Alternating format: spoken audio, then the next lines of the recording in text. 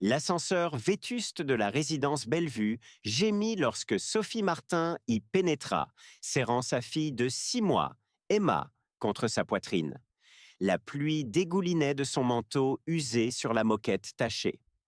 Elle avait été debout pendant 12 heures d'affilée, enchaînant les services au bistrot, et tout son corps était endolori par l'épuisement. La babysitter s'était décommandée à la dernière minute, obligeant Sophie à emmener Emma au travail, cachée dans la salle de pause pendant qu'elle servait les tables. Maintenant, tout ce qu'elle désirait, c'était de s'effondrer dans son lit dans le minuscule studio du 14e étage. Au moment où les portes commençaient à se fermer, une chaussure en cuir verni s'y coinça. Les portes grincèrent et se rouvrirent, révélant un homme de grande taille dans un costume anthracite qui coûtait probablement plus cher que le loyer mensuel de Sophie. Sa cravate était légèrement desserrée et ses cheveux sombres montraient des traces d'argent sur les tempes. Il portait une mallette, élégante, qui brillait sous les néons. « Désolé » dit-il en entrant. Son regard croisa brièvement celui de Sophie avant de se détourner. Sophie se colla contre la paroi, protégeant instinctivement Emma qui commençait à s'agiter. La dernière chose dont elle avait besoin était que sa fille se mette à pleurer dans cet espace confiné avec un inconnu. Un inconnu qui, de toute évidence, n'avait rien à faire dans cet immeuble. L'homme appuya sur le bouton du penthouse, au 20e étage. Bien sûr, pensa Sophie, le mystérieux penthouse qui était en rénovation depuis des mois. Des rumeurs avaient circulé parmi les locataires au sujet d'un riche homme d'affaires qui l'aurait acheté, mais personne ne l'avait vu jusqu'à présent. « Quel étage » demanda-t-il, sa voix étonnamment douce. « Le 14, s'il vous plaît, c'est déjà appuyé. » Il hocha la tête et se plaça dos au mur, consultant sa montre. Sophie remarqua ses boutons de manchette, de petits diamants discrets qui captaient de la lumière. Emma gigota et laissa échapper un petit gémissement. « Quel âge » demanda l'homme, surprenant Sophie par sa question. « 6 mois, répondit-elle prudemment. Il sourit légèrement.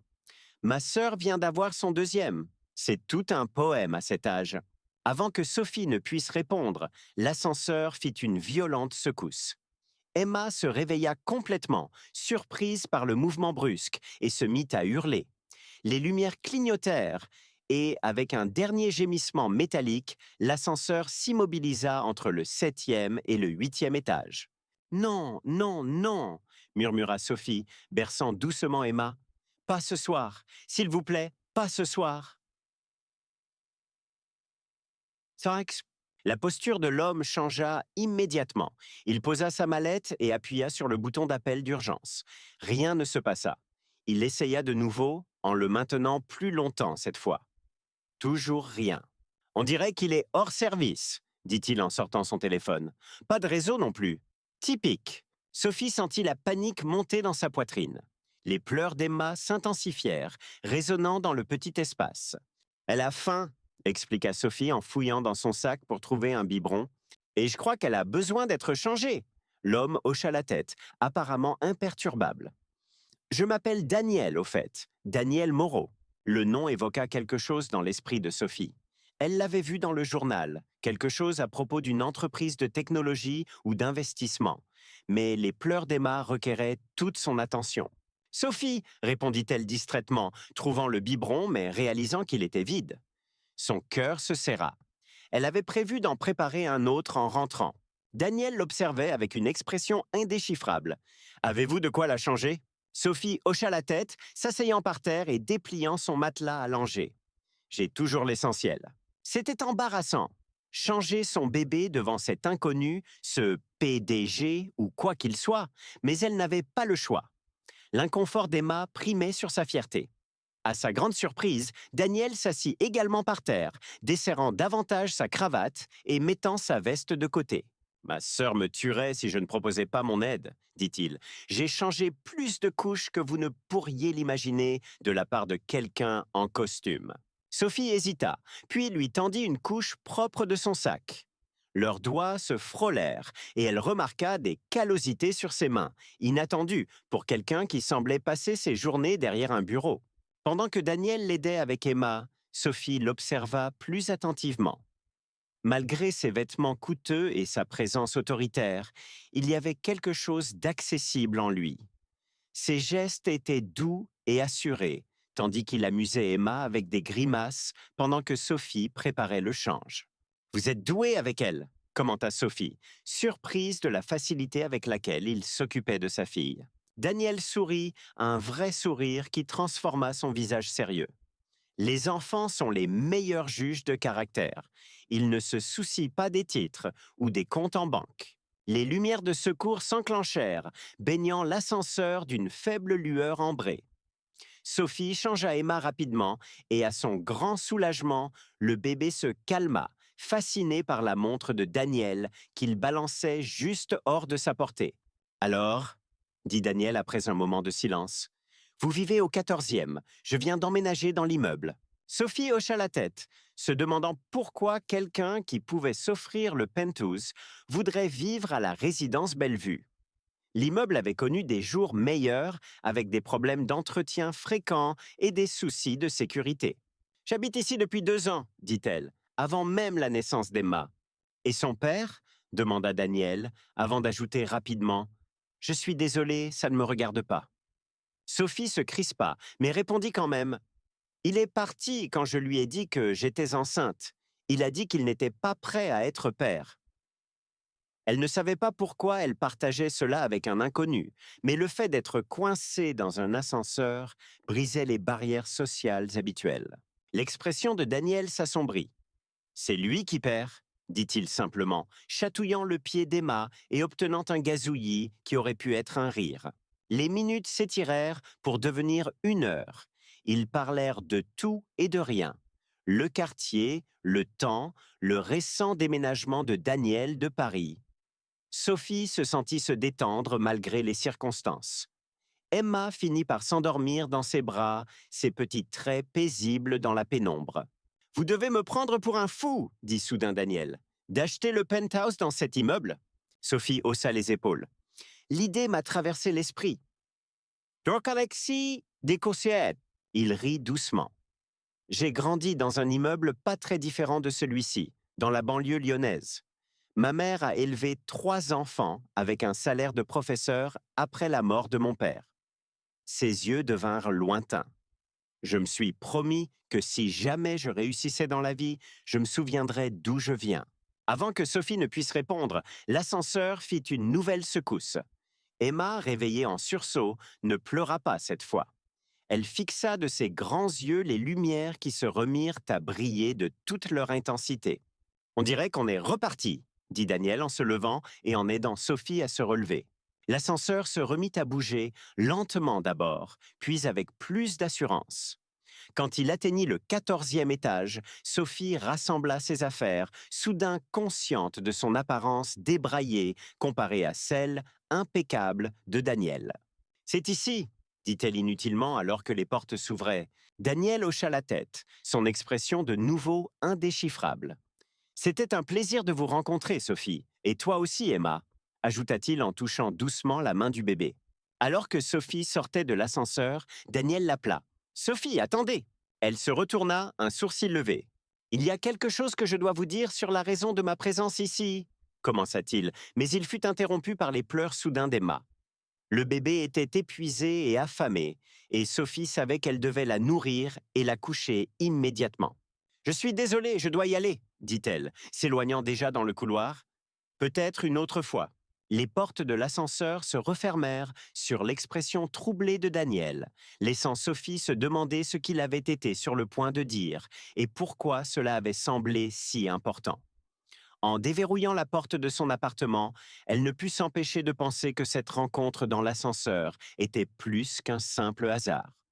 Il y avait quelque chose dans les yeux de Daniel quand il avait mentionné l'achat du penthouse, quelque chose qui suggérait qu'il ne lui disait pas toute l'histoire.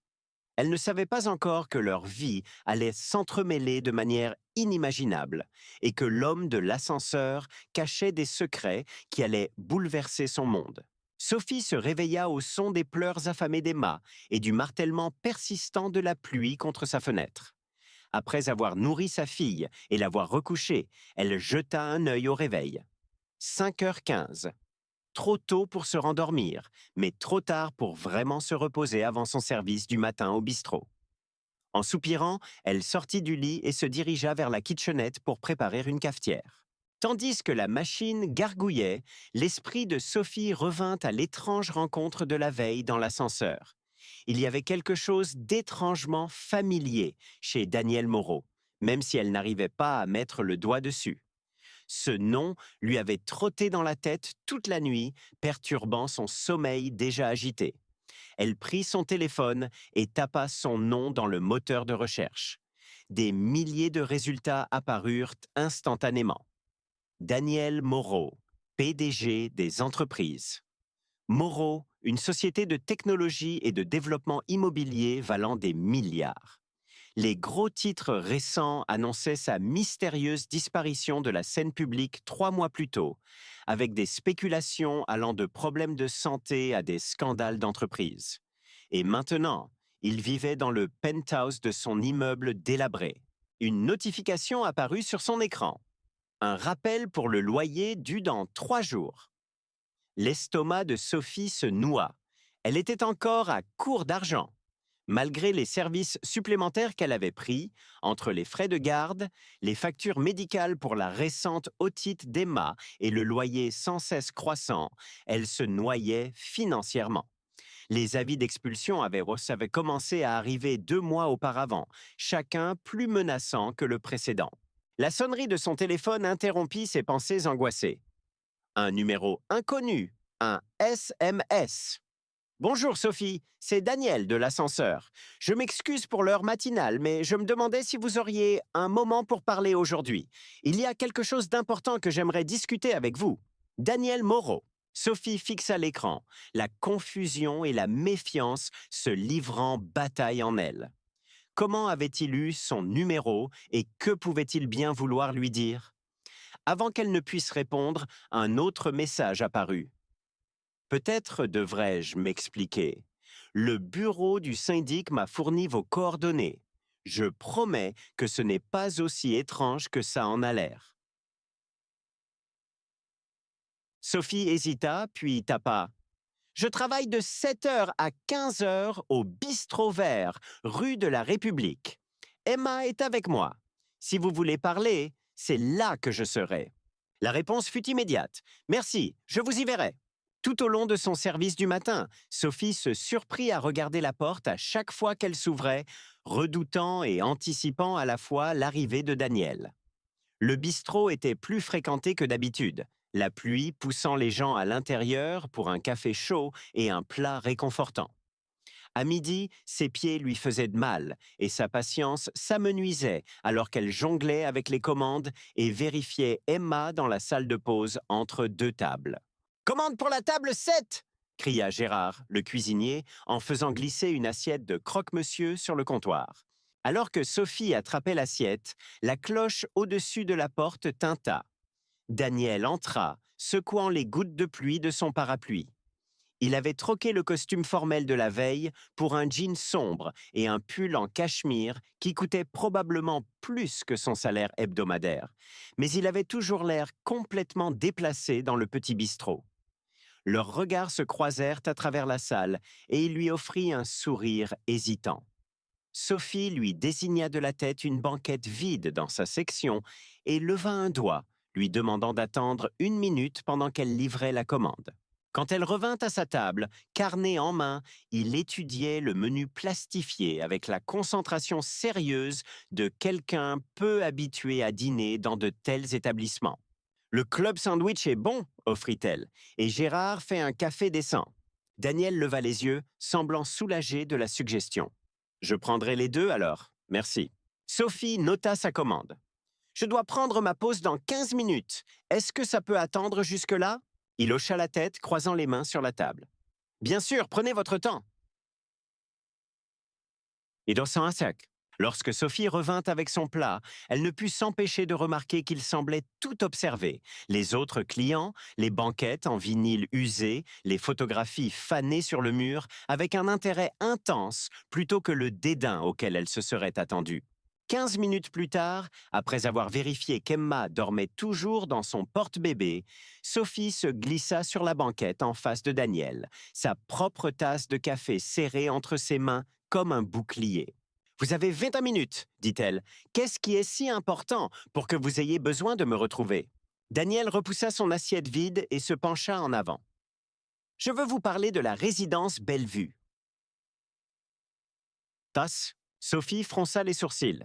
Qu'est-ce qu'il y a avec?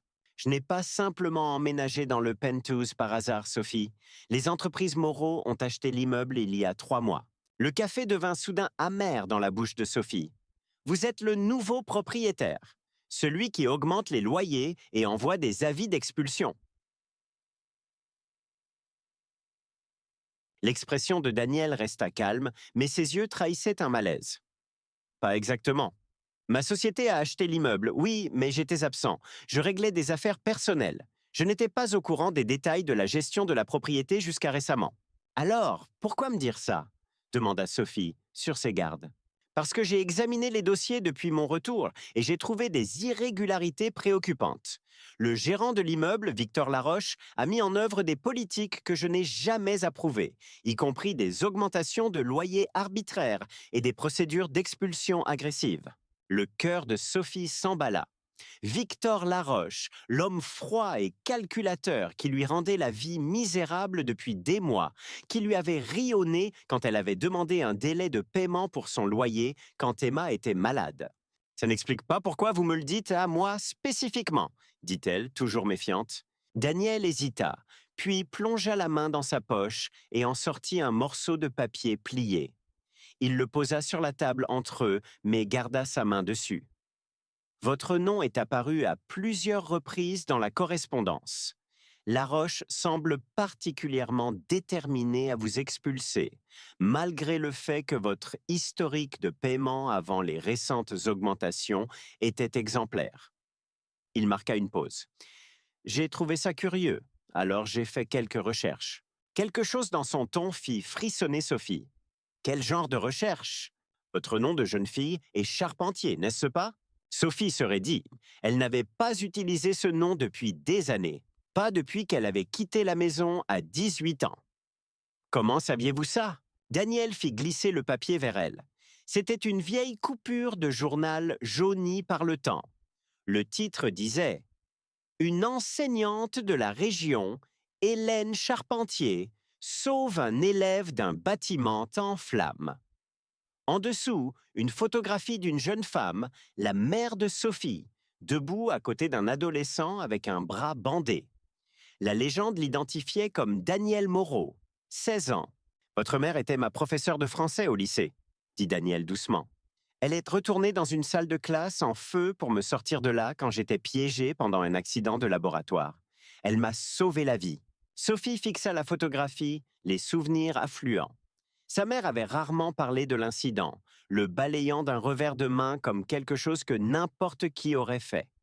Elle était morte d'un cancer quand Sophie avait 19 ans, la laissant seule au monde.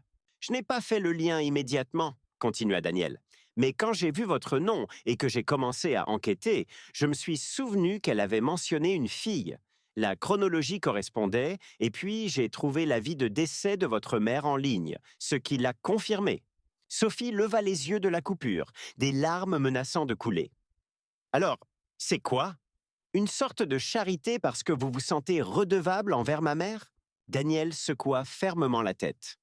Non, il s'agit de corriger une injustice qui se produit dans un immeuble dont je suis propriétaire. Laroche a détourné des fonds destinés à l'amélioration de l'immeuble et utilise les expulsions pour faire venir des locataires prêts à payer des loyers gonflés. Votre cas est juste celui qui a attiré mon attention. Dra- Et la panne d'ascenseur d'hier soir? Demanda Sophie. Était-ce une coïncidence ou une mise en scène élaborée? Coïncidence totale, dit Daniel avec un sourire en coin. Bien que pas entièrement surprenante étant donné l'état de l'entretien de l'immeuble. C'est une autre chose que j'ai l'intention de régler. Le minuteur de la pause de Sophie sonna, interrompant le moment. Elle devait retourner au travail, mais son esprit vacillait sous le poids des révélations. « Je dois voir Emma et retourner à mes tables. » dit-elle en se levant.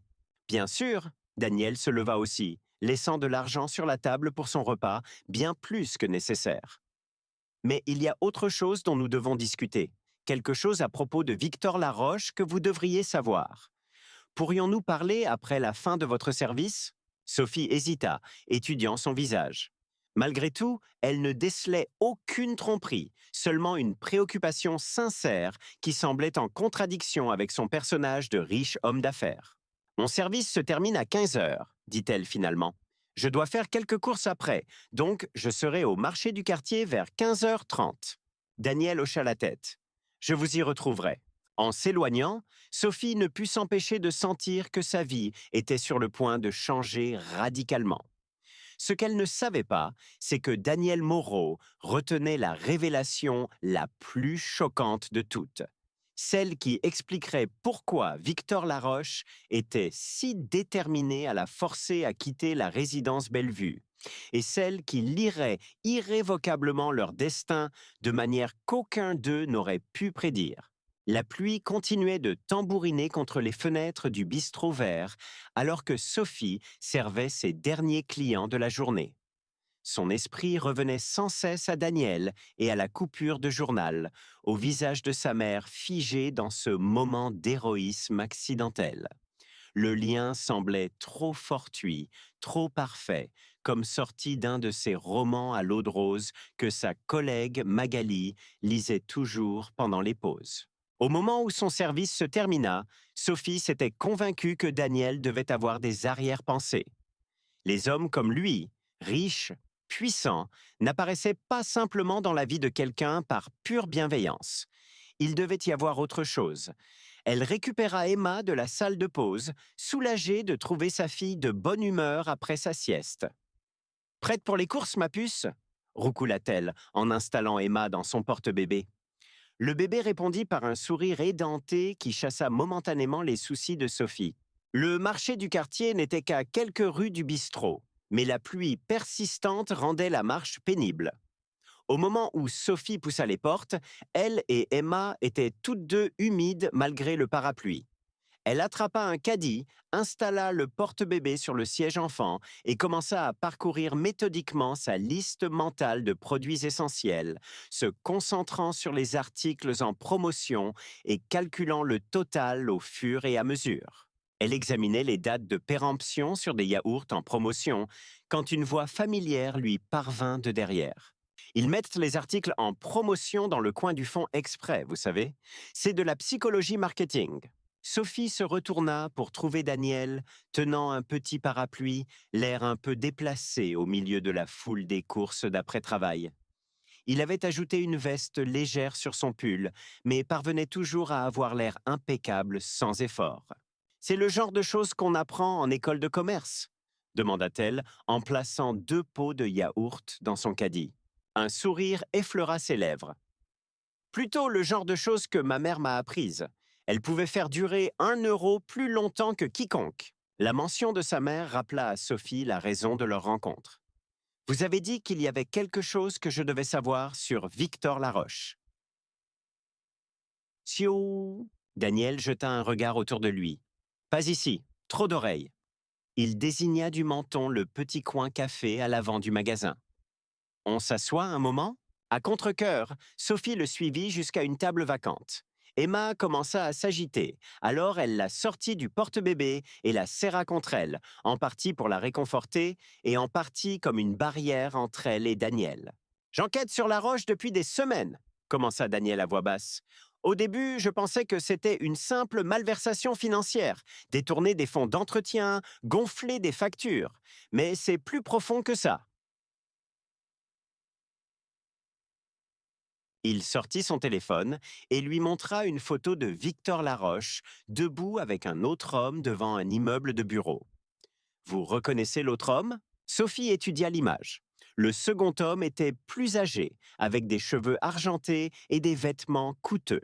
Quelque chose dans son visage lui semblait vaguement familier, mais elle ne pouvait pas le situer. « Devrais-je ?» Son nom est Hervé Keller. Il possède le groupe immobilier Keller. Le nom fit tilt.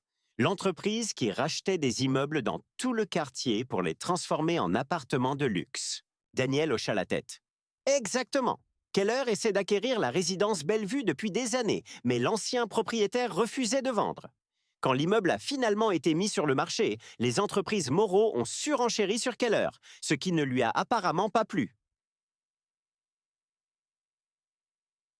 Qu'est-ce que cela a à voir avec Laroche ou avec moi? Sophie changea Emma d'épaule, s'impatientant. Laroche travaille pour Keller, dit Daniel sans détour. Il a été placé dans ma société pour saboter l'immeuble de l'intérieur. Entretien différé, harcèlement des locataires, création de dossiers de violation du code du bâtiment. Le but est de faire passer l'immeuble pour un passif, afin que je le vende à perte. Les yeux de Sophie s'écarquillèrent. C'est illégal, n'est-ce pas? Très illégal, et j'ai assez de preuves pour le prouver. Daniel se pencha plus près. Mais c'est là que vous intervenez. J'ai trouvé un dossier séparé que Laroche tenait sur vous spécifiquement.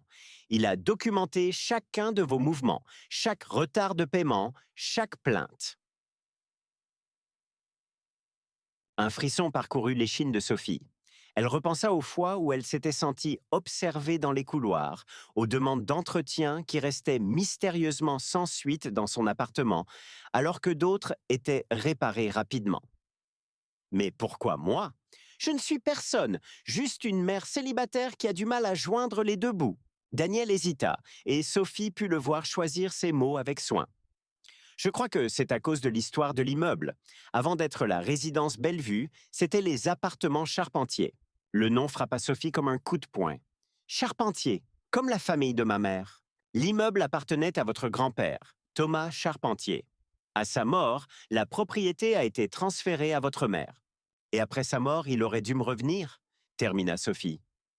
Des souvenirs de conversations entendues dans son enfance lui revinrent.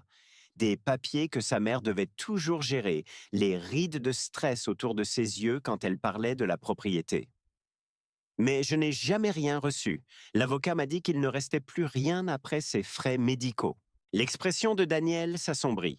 Cet avocat était Malcolm Laroche, le père de Victor. Emma se mit à pleurer pour de bon, sentant peut-être la détresse de sa mère. Sophie la berça doucement, essayant de digérer cette information. Vous dites qu'ils ont volé mon héritage? Un immeuble entier? La piste administrative est compliquée, mais essentiellement, oui. Malcolm Laroche a fabriqué des documents montrant que votre mère avait vendu l'immeuble avant sa mort pour couvrir ses frais médicaux. L'acheteur était une société écran qui a finalement vendu au propriétaire à qui je l'ai acheté. Donc, l'immeuble est à moi. La voix de Sophie oscillait entre l'espoir et l'incrédulité. Légalement, c'est compliqué, admit Daniel. La fraude a eu lieu il y a des années et il y a eu plusieurs transactions légitimes depuis. Mais moralement, oui, je crois que vous avez un droit de revendication. La tête de Sophie tournait. Si ce que Daniel disait était vrai, ces années de lutte pour payer le loyer, de double service et de vie d'un salaire à l'autre, tout cela pendant que l'immeuble qui aurait dû être le sien générait des profits pour d'autres. Pourquoi me dites-vous tout ça? Demanda-t-elle finalement. Vous auriez pu vous taire. Personne n'aurait su. Les yeux de Daniel rencontrèrent les siens, stables et sincères. Parce que je dois tout à votre mère. Ma vie, mon éducation, la bourse que j'ai reçue après l'incendie a été arrangée par elle. Elle a cru en moi quand personne d'autre ne le faisait. Il marqua une pause. Et parce que c'est la bonne chose à faire. Avant que Sophie ne puisse répondre, son téléphone vibra avec un SMS. Elle changea Emma de bras pour le lire, puis se figea. « C'est de Laroche, dit-elle, la voix tendue. Il dit qu'il y a eu une rupture de canalisation dans mon appartement et que je dois venir immédiatement. » L'expression de Daniel changea instantanément. « N'y retournez pas, pas seul. Toutes mes affaires, les affaires d'Emma. » C'est un piège, Sophie. Laroche a dû découvrir que j'enquêtais sur lui. Il sait que je vous ai parlé. Ça, c'est Navasegay. Comme par hasard, le téléphone de Daniel sonna. Il répondit, son visage devenant de plus en plus sombre en écoutant. Quand il raccrocha, il regarda Sophie avec alarme. « C'était mon équipe de sécurité. Laroche a été vu entrant dans votre appartement il y a 20 minutes avec 2 hommes. Il ne transportait pas de matériel de plomberie. Sophie serra Emma plus fort. Qu'est-ce qu'on fait? Nous allons à la police, dit Daniel fermement. J'ai des preuves de fraude, de détournement de fonds et maintenant d'effraction. Mais nous avons besoin de preuves qu'ils sont dans mon appartement, argumenta Sophie. Le temps que la police réponde, ils pourraient être partis. Daniel sembla lutter avec une décision. Finalement, il dit « Il y a autre chose que vous devriez savoir.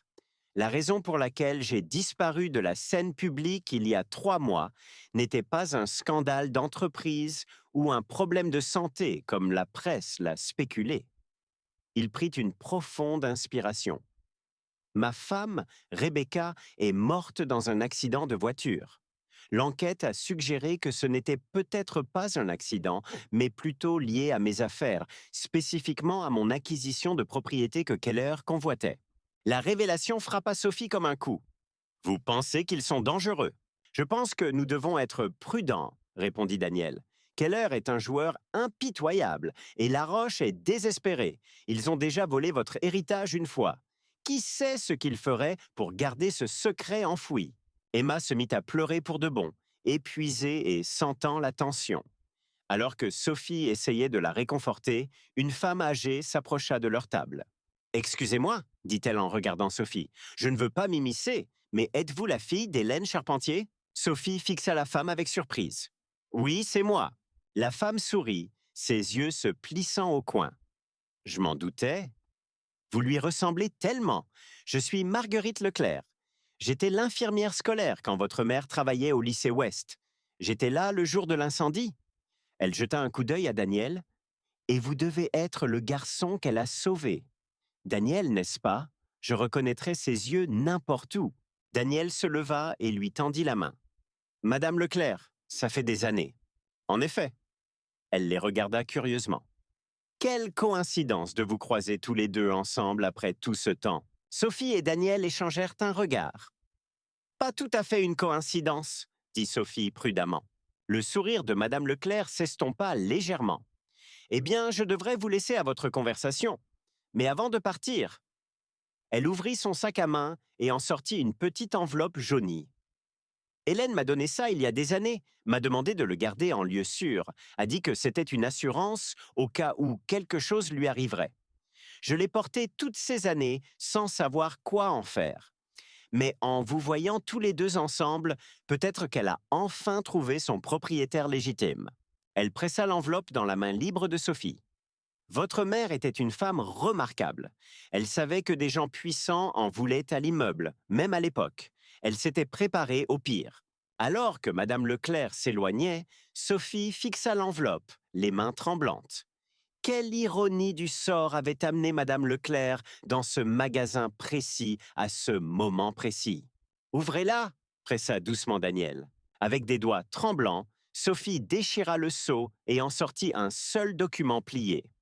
En le lisant, ses yeux s'écarquillèrent d'incrédulité. « C'est un acte de fiducie, » murmura-t-elle, plaçant l'immeuble dans une fiducie aveugle pour moi, avec des instructions explicites sur ce qu'il faut faire si quelqu'un essayait de falsifier une vente. Elle leva les yeux vers Daniel, des larmes se formant. Elle savait, elle essayait de me protéger, même à l'époque. Le téléphone de Daniel vibra de nouveau. Il vérifia son expression se durcissant. « Nous devons bouger maintenant. Laroche vient de quitter votre appartement avec une mallette.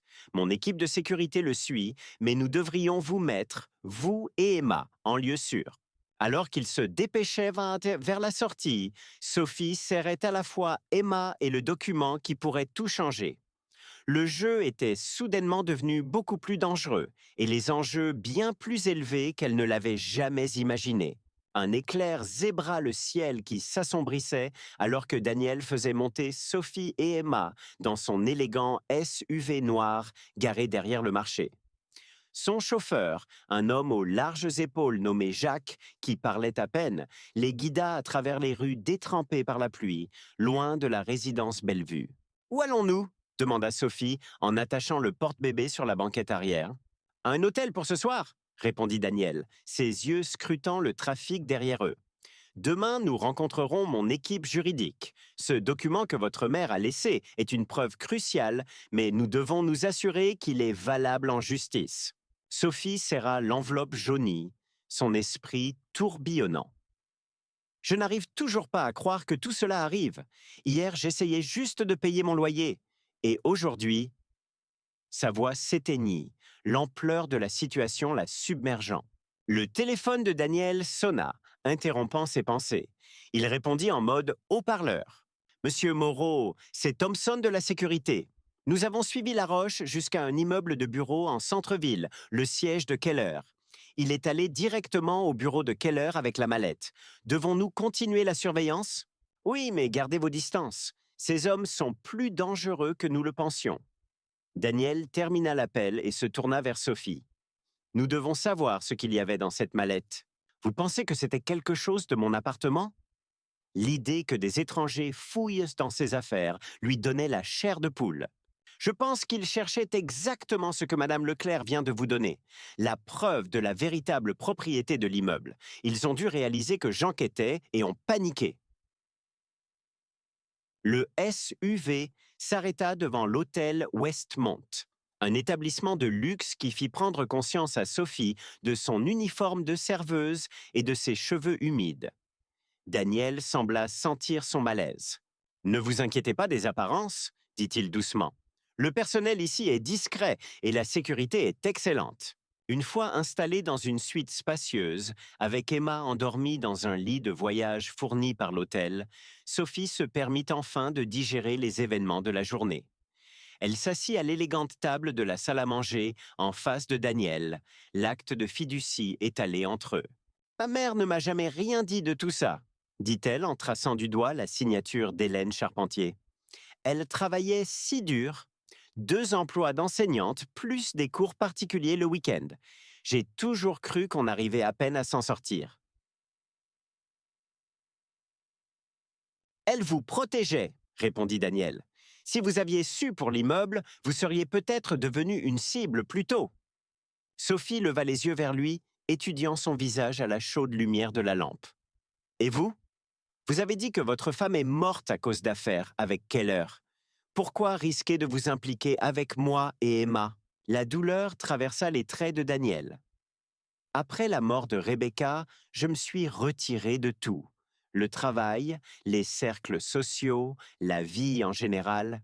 Puis il y a 3 semaines, ma sœur, celle avec les bébés que j'ai mentionnés, a pratiquement organisé une intervention. Un fantôme de sourire effleura ses lèvres. Elle m'a rappelé que Rebecca n'aurait pas voulu que j'arrête de vivre. Alors je suis revenu. J'ai commencé à examiner ce qui s'était passé en mon absence et j'ai découvert les irrégularités à la résidence Bellevue. Il se pencha en avant, son expression sérieuse. Quand j'ai réalisé qui vous étiez, la fille d'Hélène Charpentier, j'ai eu l'impression que, je ne sais pas, que l'univers me donnait une chance de rembourser une vieille dette, de faire quelque chose de bien après des mois à simplement exister. Leurs regards se croisèrent et quelque chose de non dit passa entre eux. Une connexion forgée par une perte partagée et des circonstances inattendues. Le moment fut interrompu par la sonnerie du téléphone de Daniel. Cette fois, c'était un SMS avec une image en pièces jointes. « Mon équipe a piraté le système de sécurité de l'immeuble », expliqua-t-il en montrant l'écran à Sophie. Il affichait une image granuleuse de caméra de sécurité de Laroche et d'un autre homme devant la porte de son appartement. « Ils sont retournés chez vous. » La poitrine de Sophie se serra de peur. « Que cherchent-ils? Ils ont déjà pris ce qu'il y avait dans la mallette. » Le front de Daniel se plissa alors qu'il étudiait l'image. « Je ne pense pas qu'ils cherchent quelque chose, je pense qu'ils placent quelque chose. » Il zooma sur l'image, révélant une petite cartouche dans la main du second homme. On dirait... Mon Dieu, je crois que c'est une bombe fumigène ou une sorte d'accélérateur de combustion. Ils vont mettre le feu à mon appartement. La voix de Sophie monta dans les aigus, faisant s'agiter Emma dans son sommeil. Pas seulement votre appartement, tout l'immeuble, potentiellement. Daniel était déjà debout, composant un numéro sur son téléphone. Ils sont désespérés. S'ils ne peuvent pas avoir l'immeuble, ils préfèrent le détruire et toucher l'assurance, plutôt que de le laisser revenir à sa propriétaire légitime. Mais il y a des familles qui y vivent, des enfants, des personnes âgées. Je sais. Daniel parla rapidement au téléphone, alertant à la fois son équipe de sécurité et les pompiers avant de se retourner vers Sophie. Je dois y aller maintenant. Je viens avec vous, dit Sophie en se levant. Absolument pas. Vous devez rester ici avec Emma, où vous êtes en sécurité. C'est ma maison, Daniel. Ce sont mes voisins, des gens avec qui j'ai vécu pendant des années. Et si ce que vous dites est vrai, c'est mon immeuble. Je ne vais pas rester assise ici pendant que Laroche le détruit. Leur dispute fut interrompue par un coup à la porte. Daniel s'approcha prudemment, vérifiant par le Judas avant d'ouvrir pour révéler une petite femme avec les yeux de Daniel et une expression déterminée. « Mia, dit-il surpris, qu'est-ce que tu fais ici ?»« Jacques m'a appelé, répondit-elle en entrant. Il a dit que tu pourrais avoir besoin d'un coup de main avec le bébé.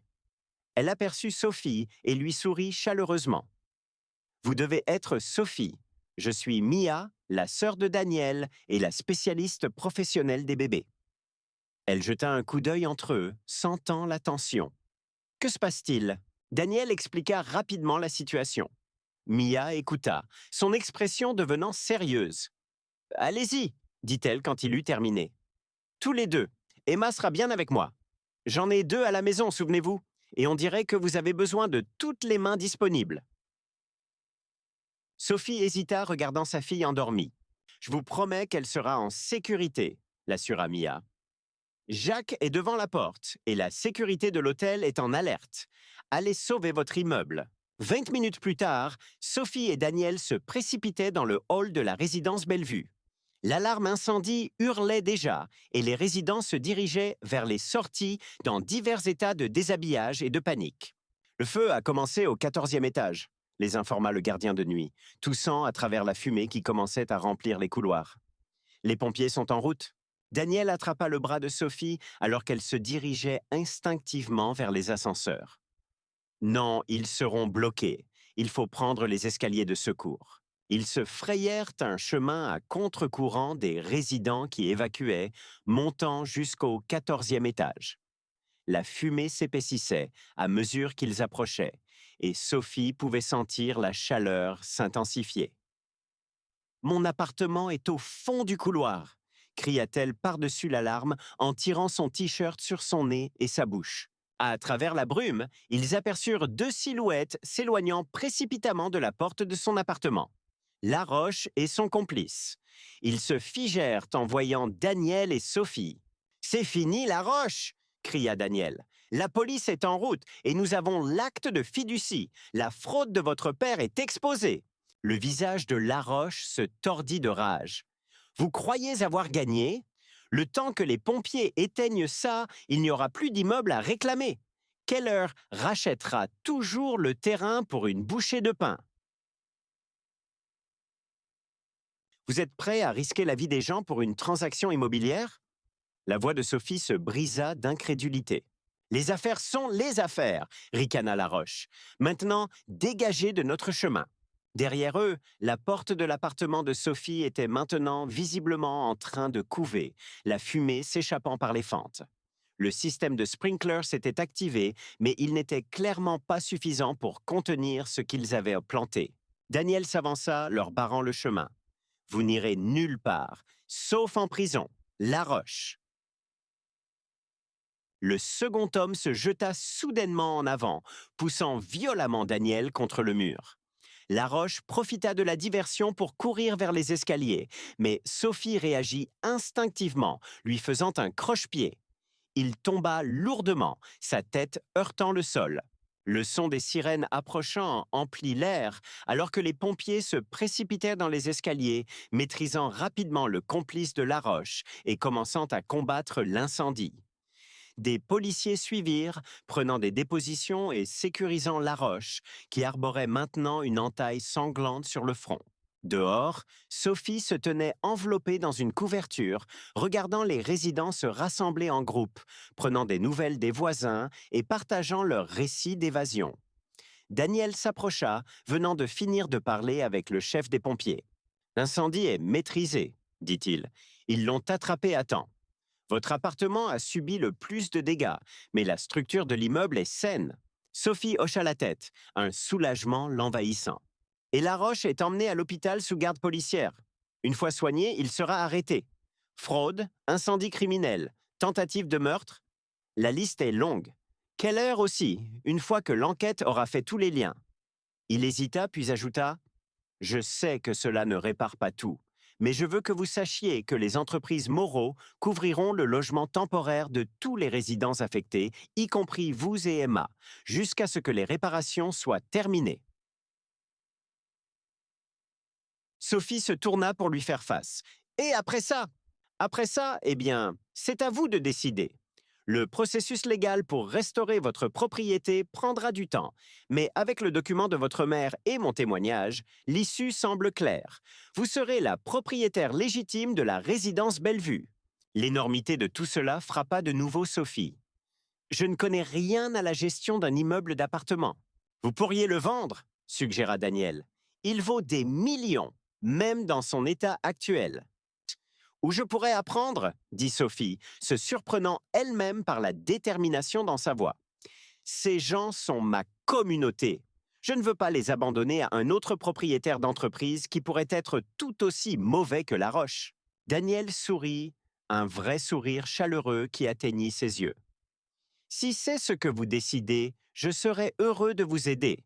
La gestion immobilière est l'une des spécialités des entreprises Moreau. Après tout, ils restèrent un moment dans un silence confortable, regardant les véhicules d'urgence commencer à se disperser et la crise immédiate s'apaiser. « Je devrais retourner voir Emma, » dit finalement Sophie, la réalité s'immisçant dans le moment. « Bien sûr, ma voiture attend. » Alors qu'il marchait vers le SUV, Sophie jeta un regard en arrière sur l'immeuble.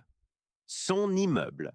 Debout, résilient malgré les efforts de Laroche pour le détruire, tout comme sa mère avait été résiliente, et comme Sophie elle-même avait prouvé l'être. « Merci, » dit-elle doucement. « Pas seulement pour ce soir, mais pour tout. Pour vous être soucié d'enquêter, pour avoir fait les liens, pour m'avoir trouvé. » La main de Daniel frôla la sienne, hésitante mais rassurante. « C'était peut-être le dernier cadeau de votre mère à tous les deux. Une chance de réparer un vieux tort et, peut-être, de commencer quelque chose de nouveau. » Alors que l'aube se levait sur la ville, peignant les rues lavées par la pluie d'un or doux, Sophie pensa au nouveau départ. Pour elle-même, pour Emma, pour les résidents de la résidence Bellevue, et peut-être, juste peut-être, pour elle et Daniel aussi. La route à venir ne serait pas facile, mais pour la première fois depuis des années, elle était remplie de possibilités plutôt que de difficultés. Parfois, songea-t-elle, les plus grandes bénédictions de la vie arrivent dans les emballages les plus inattendus. Même un ascenseur en panne qui force deux inconnus à se voir vraiment. Et voilà, notre histoire se termine ici. J'aimerais beaucoup savoir ce que vous en avez pensé. Dites-moi dans les commentaires ce qui vous a le plus touché ou interpellé. D'ailleurs, je suis toujours curieux de savoir d'où vous nous écoutez ou regardez. De quel pays, de quelle ville êtes-vous? Laissez un petit message, ça me fait toujours extrêmement plaisir de voir notre communauté voyager à travers le monde. Le monde est rempli d'histoires extraordinaires et peut-être que la vôtre est la prochaine que nous devrions entendre. Si vous avez une anecdote, une expérience personnelle ou une histoire incroyable à partager, n'hésitez pas à nous la raconter.